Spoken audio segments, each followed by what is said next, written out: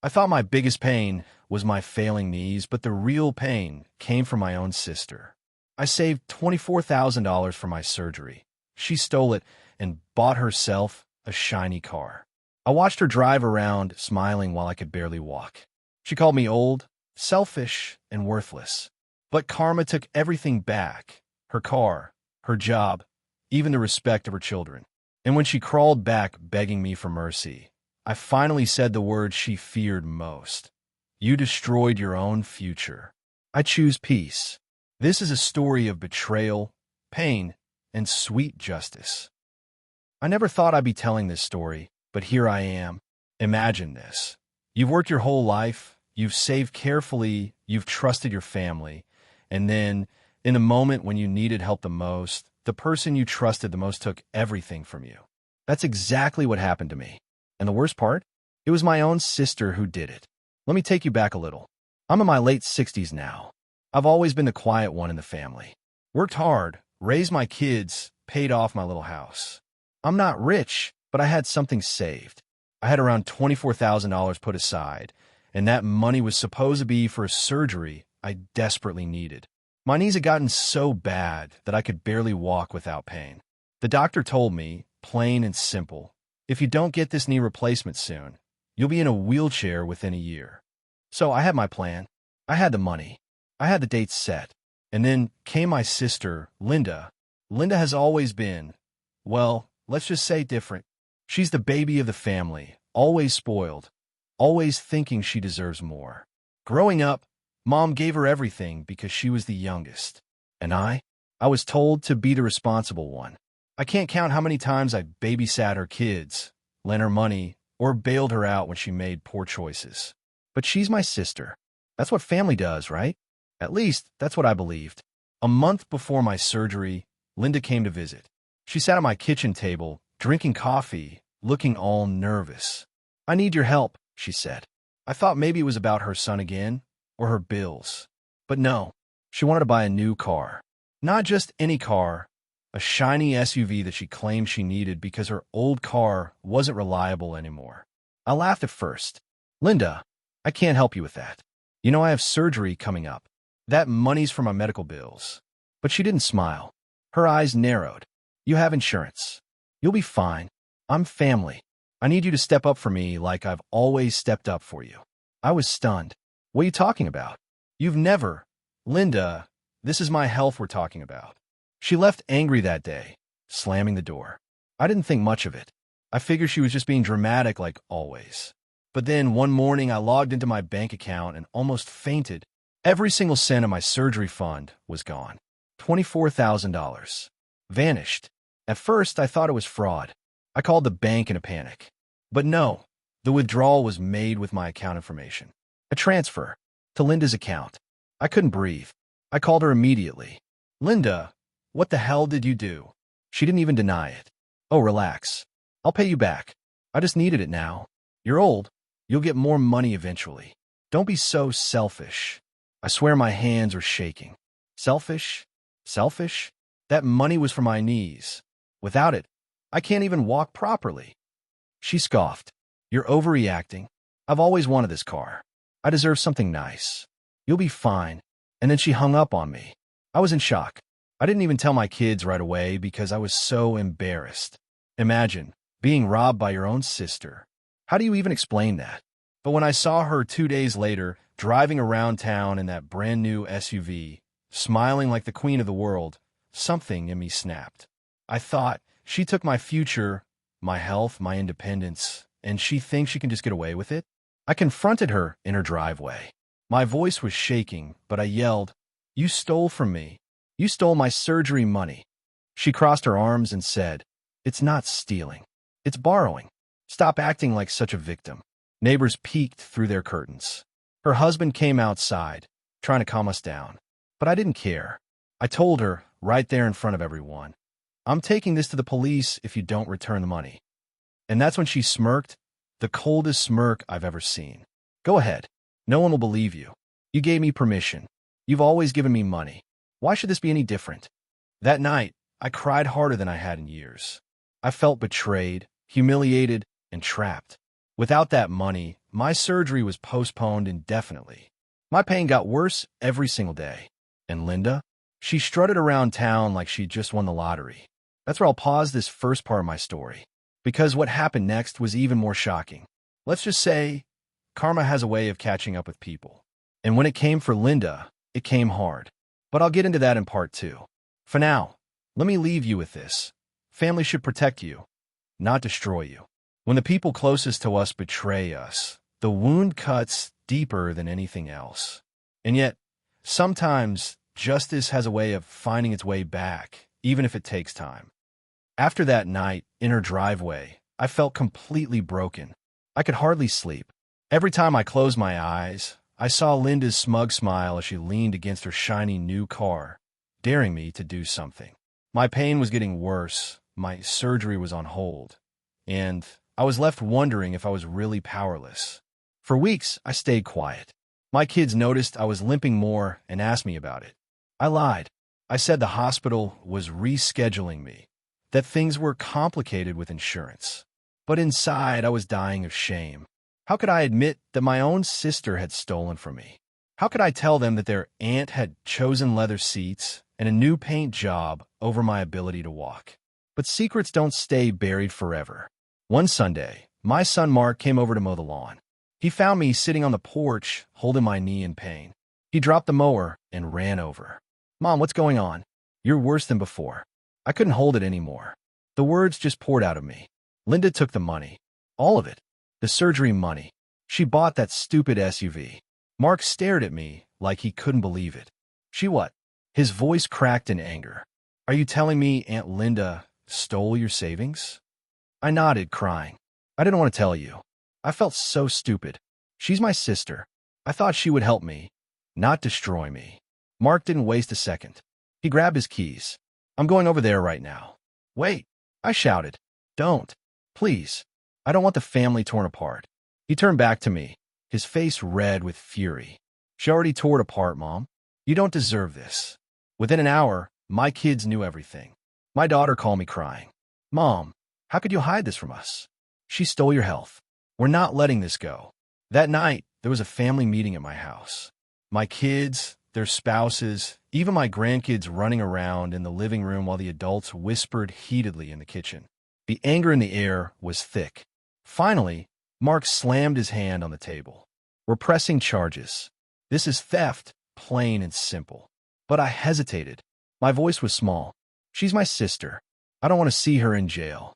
And then my daughter said something that hit me like a brick. "Mom, if someone else had done this to you, a stranger, a neighbor, you'd have called the police in a second. Why are you protecting the one person who hurt you the most?" She was right. My whole life, I'd been covering for Linda, making excuses, cleaning up her messes. It had to stop. The real twist came a few days later. Linda's big SUV, the one she stole my surgery money for, was already in the shop. Transmission problems. Expensive ones. And because she rushed to buy it, she hadn't checked the history properly. It turned out the car was a lemon, and the dealer refused to take it back. I almost laughed when I heard. Almost. But the pain in my knees kept me from feeling any real joy. Then came the second blow for her. My nephew, her son, found out the truth. He adored me, always had. When he learned that his mother had stolen from me, he blew up. "Mom, how could you? And he can't even walk, and you stole her money?" Linda tried to spin it. It was just a loan. She's being dramatic. But her son didn't buy it. He moved out that week, saying he couldn't live under her roof anymore. Her own family was slipping through her fingers. And for once, I didn't try to fix it. Meanwhile, my kids were pushing me to go to the authorities. I finally gave in. We filed a police report. When Linda got the call from the detective, she stormed over to my house, furious. She banged on my door until I opened. "How dare you involve the police? You're ruining my life." I stood tall, even though my knees were screaming in pain. "No, Linda, you ruined mine first." She tried to guilt me. "We're family. You don't put family in jail." And I snapped. I shouted louder than I thought I could. "Family doesn't steal. Family doesn't leave you in pain while they drive around in leather seats. You did this to yourself." For the first time, I saw fear in her eyes. The case dragged on for months. Linda tried every trick, crying, denying, even saying I had gifted her the money. But my kids stood by me. They gathered bank records, text messages, even witnesses who heard her bragging about her new car. And slowly, the tide turned. One night, after months of silence, Linda called me. Her voice was shaking. Please, I'll give you the money back. Just drop the charges. I can't handle this. I felt a strange calm wash over me. It's too late, Linda. You made your choices. She sobbed into the phone, but I didn't feel sorry anymore. For once in my life, I wasn't cleaning up her mess. Karma wasn't done with her, though. A few weeks later, she lost her job. The company downsized, and guess who was the first to go? The woman with the brand new car she couldn't afford and a police case hanging over her head. By the time the court hearing came, she was desperate. Her car had been repossessed, her son wasn't speaking to her, and she looked 10 years older. I sat in that courtroom with my kids by my side. My knees were aching, but my heart was steady. When the judge ruled that she had to repay me every cent, plus penalties, I almost cried from relief. It wasn't jail time, but it was justice. And here's the best part. My kids started a fundraiser for me without telling me. Neighbors, old friends, even people from church pitched in. Within weeks, I had more than enough to finally schedule my surgery. So while Linda was drowning in debt and losing everything she thought she'd gained, I was in the hospital getting my new knees. When I woke up, the first face I saw was my son's. He smiled and said, "Mom, you're walking out of here stronger than ever." And that's when it hit me. Linda may have stolen my money, but she couldn't steal my family, my strength, or my chance at healing. You'd think, after the court ruling and losing her fancy SUV, Linda would have learned her lesson. I thought maybe, just maybe, she'd realize what she had done and try to make amends. But no, Linda didn't apologize. She didn't show remorse. Instead, she grew colder, angrier, and more determined to make me the villain. The surgery went well. I was finally able to walk again without crying in pain. My kids were overjoyed.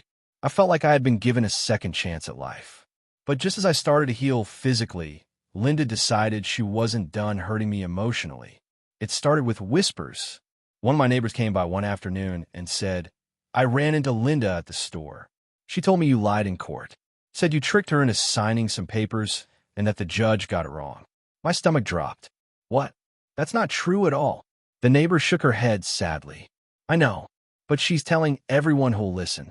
She says you framed her, that you wanted her to lose everything. I couldn't believe it. After all she had done, stealing my money, nearly ruining my health, she was now painting herself as the victim. It didn't stop there. She started calling relatives. My cousin phoned me one evening, confused. She says you're greedy, that you always hated her, and this was your revenge. Is that true? I felt like screaming. Of course it's not true. She stole my surgery fund. What revenge? I just wanted justice. But Linda was relentless. She knew how to twist words, how to cry on command. Some family members believed her. Others stayed neutral, saying, "Well, it's not our business." The betrayal stung, even if it wasn't as sharp as the first time. Then came the cruelest part. One Sunday at church, while I was walking carefully with my cane, Linda showed up. She hadn't been there in months. She sat in the front pew, loudly whispering to anyone who would listen. I overheard her say, "It's such a shame. My sister ruined me. She lied in court. She's not as innocent as she looks." I wanted to stand up and shout, but my son gently touched my shoulder. "Don't. People will see the truth eventually." Still, it burned. To have my reputation, something I had built for decades, dragged through the mud by my own sister, it felt worse than the stolen money. The breaking point came 2 months later. I got a call from the police. My heart stopped when the officer said, "Ma'am, we received a report of elder abuse filed against you. Your sister claims you've been financially exploiting her." I nearly dropped the phone. What?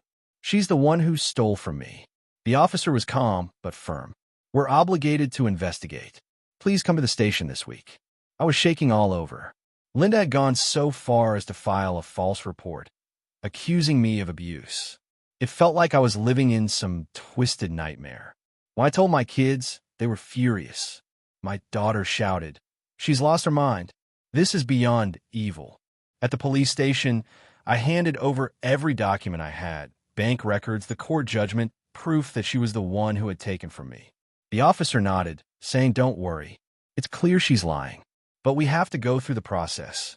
Even though I knew the truth was on my side, the stress nearly broke me. I lost sleep, I cried at night, and my health started slipping again. I couldn't believe that after everything, Linda was still trying to destroy me. Karma, though, has a way of circling back at the right time. The false report didn't just fail, it backfired. When the police realized she had lied, they opened a separate case against her. Filing false charges is serious.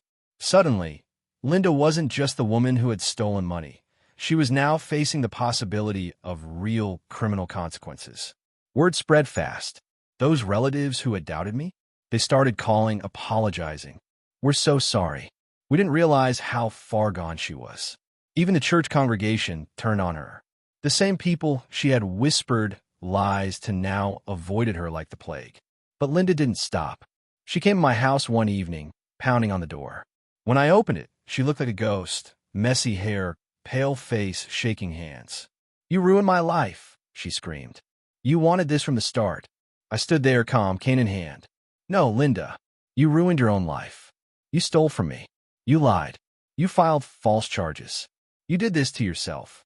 She burst into tears, but they weren't the tears of someone seeking forgiveness. They were angry tears, the kind that come when you realize your tricks no longer work. Before I could say another word, my son stepped outside. "Leave," he told her firmly. "Don't come back. Mom doesn't owe you anything anymore." Linda glared at us both, then stormed off into the night.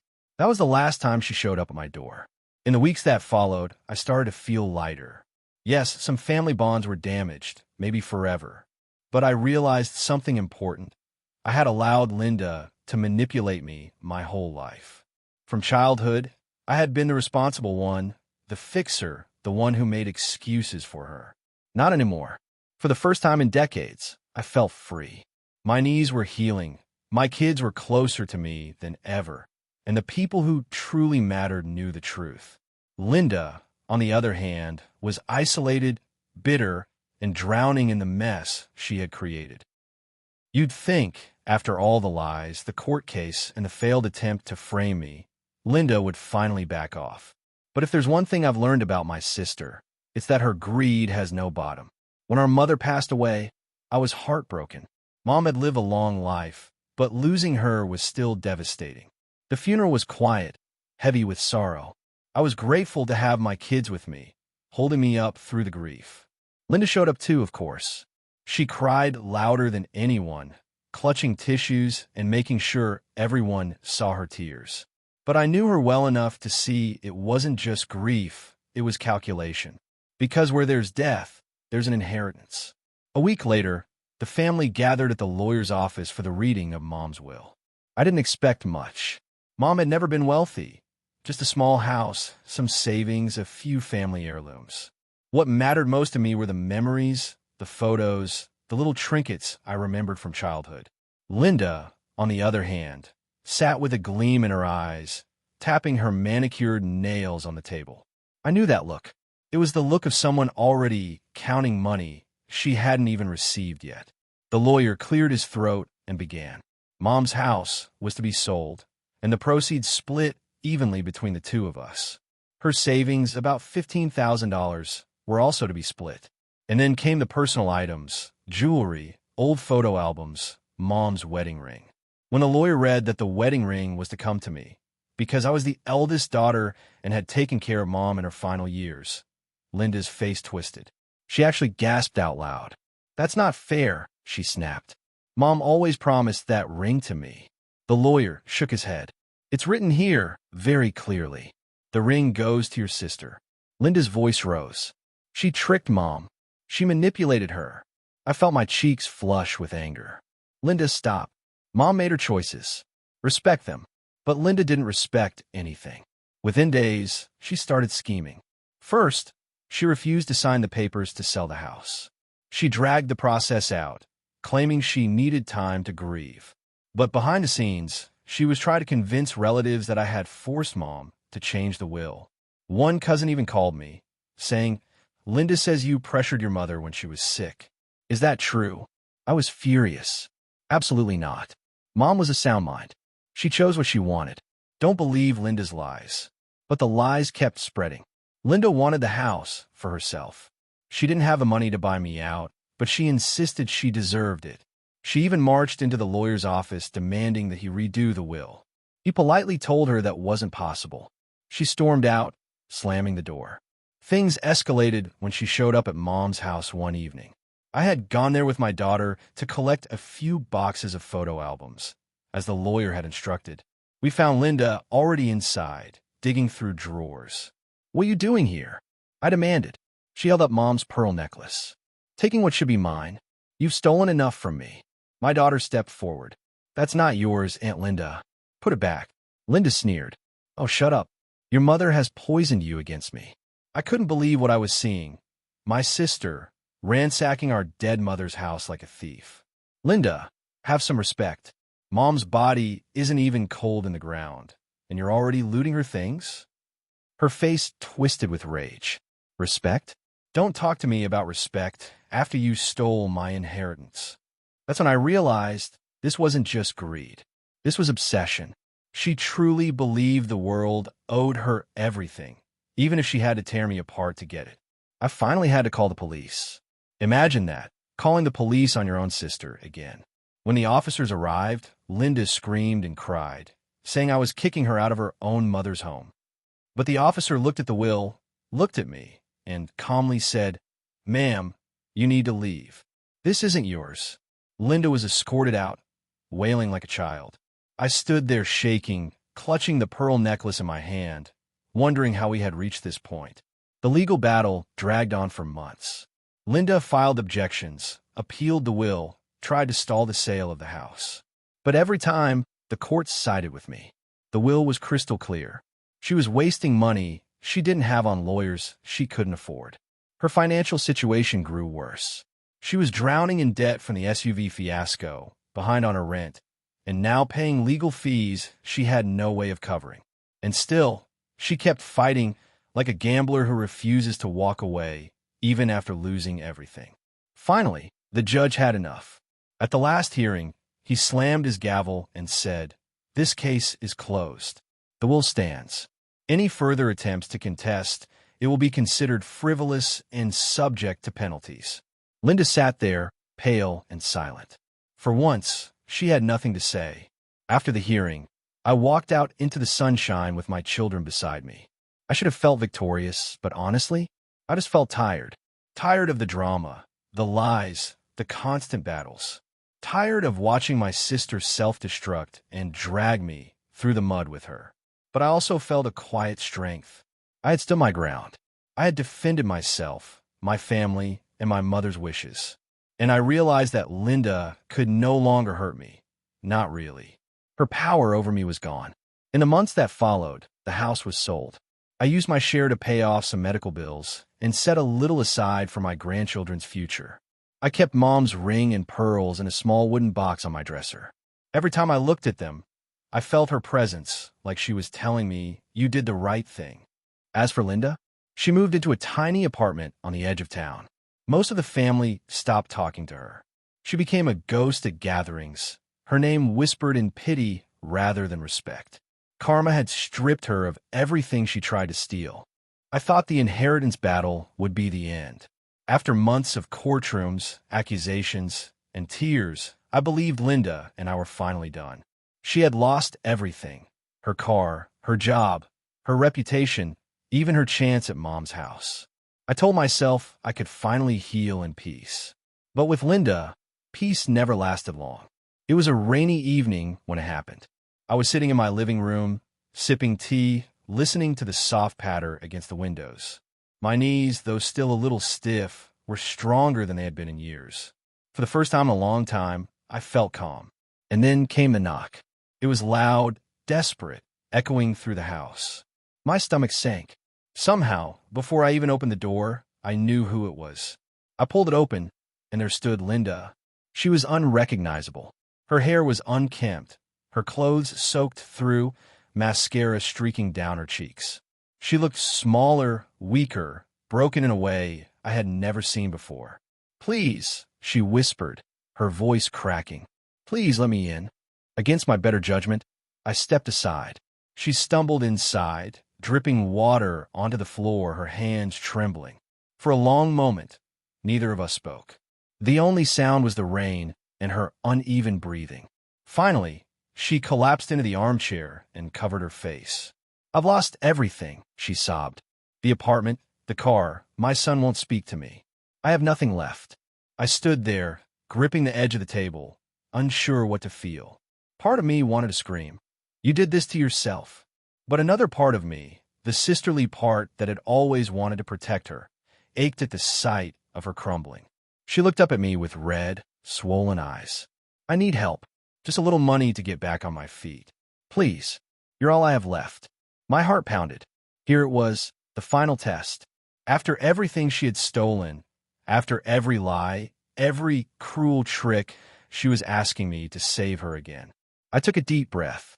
"Linda, you didn't lose everything because of me. You lost everything because of your choices. I can't keep rescuing you." Her eyes widened in shock. "So, you just going to let me die in the gutter? You're my sister." I shook my head slowly. Sisters don't steal from each other. Sisters don't file false charges. Sisters don't desecrate their mother's memory by looting her house. You stopped being a sister to me a long time ago." She let out a sharp cry, rocking back and forth. I just wanted to feel like I mattered. I wanted something for myself." Tears pricked my eyes. For the first time, I saw the truth. Not the manipulator, not the thief, but the broken little girl who had always felt entitled because she thought she had nothing else. But pity wasn't the same as forgiveness. I sat across from her, my voice steady. "Linda, I wish you no harm. I hope you find peace. I truly do. But I can't be the one to give it to you. I need peace too. And peace means finally letting you go." Her face hardened, anger flashing through the tears. "So that's it? After everything, you won't help me? You're just going to sit here with your house, your kids, your health, and leave me with nothing?" I didn't flinch. I earned my peace. "You destroyed yours." She glared at me, then stood up abruptly. For a moment, I thought she might lash out, but instead she staggered toward the door. She turned once more, her voice low and bitter. "You'll regret this. One day, you'll see what it's like to be abandoned." And with that, she was gone. I stood at the window, watching her stumble into the rain. My chest ached, but not with regret. With release. For the first time in decades, I had set a boundary and kept it.